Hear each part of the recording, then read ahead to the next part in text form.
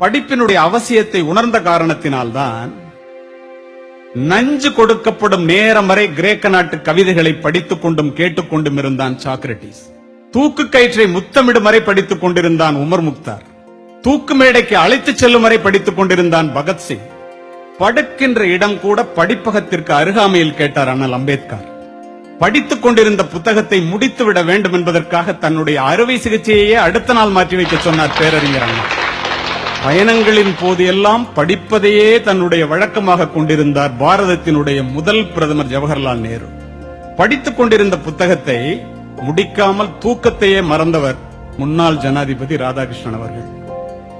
படிப்பால் மட்டுமே பாரதத்தை பாராள வைக்க முடியும் என்று படித்து சொன்ன மகா மனிதர் திரு APJ அப்துல் கலாம். 35 ஆண்டுகள் நூலகத்திலே மூழ்கி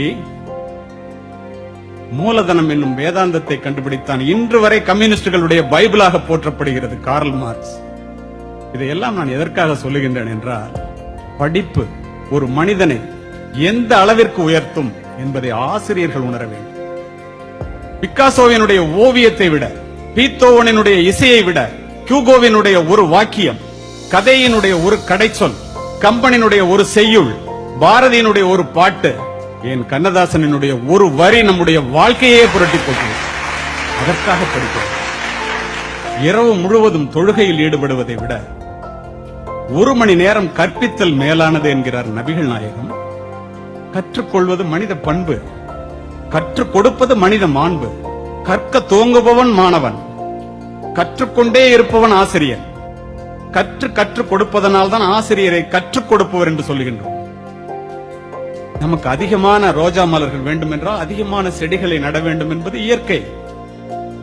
நமக்கு அதிகமான அறிவு வேண்டும் என்றால் அதிகமான புத்தகங்களை படிக்க வேண்டும். நீர் அளவே ஆகுமாம் நீராம்பல், தான் கற்ற நூல் அளவே ஆகுமாம் நுண்ணறிவு. நிறைய பட்டங்களை பெற்று தன்னுடைய பெயரை அலங்கரிப்பவர்களை விட நல்ல புத்தகங்களை படித்து தன்னுடைய மனதை அலங்கரிக்கின்ற ஆசிரியர்கள்